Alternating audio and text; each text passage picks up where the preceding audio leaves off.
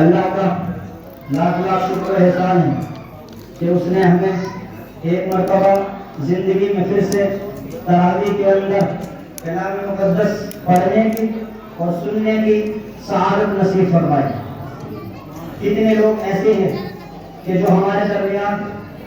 اسی جگہ پر کلام مقدس کی تلاوت کو سنتے تھے لیکن آج ہمارے درمیان میں نہیں۔ تو اللہ تبارک و تعالیٰ نے آپ کو ایک موقع عطا فرمایا کہ آپ ایک مرتبہ پھر سے اللہ کی بارگاہ میں سجدہ ریز ہو کر اور اس کی بارگاہ میں روزے رکھ کر نماز تراویح میں کلام مقدس کی تلاوت کر کے ایک مرتبہ پھر سے اپنی مغفرت کا سامان حاصل کر سکتے ہیں۔ اور حدیث پاک میں آتا ہے، نبی کریم صلی اللہ تعالیٰ علیہ وسلم ارشاد فرماتے ہیں، الصیام والقرآن یشفعان یوم القیامت، یہ قرآن اور روزہ یہ قیامت کے دن اللہ کی بارگاہ میں روزے دار اور پڑھنے والے کی شفاعت کریں گے۔ وہ اللہ کی بارگاہ میں عرض کریں گے، اے مولا تبارک و تعالیٰ، میں روزہ ہوں اور یہ شخص ایسا ہے کہ جس نے دنیا میں رہ کر تیری رضا کی خاطر روزہ رکھا، وہ صبح شادی سے لے کر غروب آفتاب تک کھانے پینے سے دور رہا، جمع سے دور رہا۔ اے مولا تبارک و تعالیٰ، میں تیری بارگاہ میں سفارش کرتا ہوں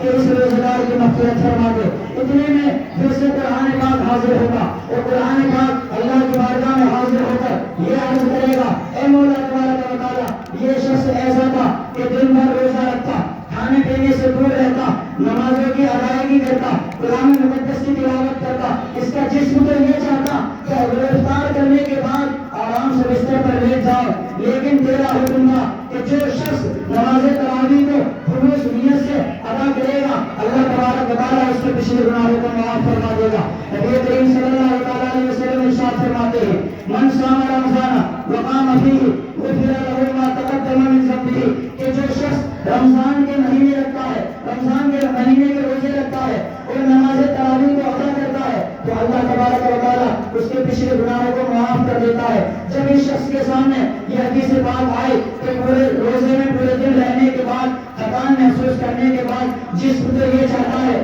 کہ عشاء کی نماز پڑھنے کے بعد سو جاؤ، لیکن نہیں، رمضان کا مقدس مہینہ ہے۔ اللہ تبارک و تعالیٰ کی بارگاہ میں کھڑے ہو کر جب اللہ اکبر کے لیے تکبیر کہتا ہے اور اس کے بعد حافظ صاحب جب کلام مقدس کی تراویح کے اندر تلاوت کرتے ہیں تو یہ شخص تمام تھکان کو چھوڑ کر، تمام چیزوں کو چھوڑ کر، اپنی نفسانی خواہشات کو چھوڑ کر، اپنے جسم کے آرام کو چھوڑ کر جب تراویح کے اندر پورے مہینے میں اللہ تبارک و تعالیٰ کا کلام سنتا ہے، نماز تراویح کو ادا کرتا ہے تو یہی قرآن قیامت کے دن اللہ کی بارگاہ میں عرض کرے گا، اے مولا تبارک و تعالیٰ، یہ شخص رات میں تراویح کے اندر کلام مقدس کی تلاوت کو سنتا تھا، اب میں تیری بارگاہ میں سفارش کرتا ہوں، شفاعت کرتا ہوں، اے مولا تبارک و تعالیٰ، اس کی مغفرت فرما دے، اس کے تمام گناہوں کو معاف فرما دے۔ تو جس شخص نے اللہ کی رضا حاصل کرنے کے لیے روزوں کو رکھا اور نماز تراویح میں کلام مقدس کی تلاوت کو سنا یا پڑھا تو اللہ تبارک و تعالیٰ قیامت کے دن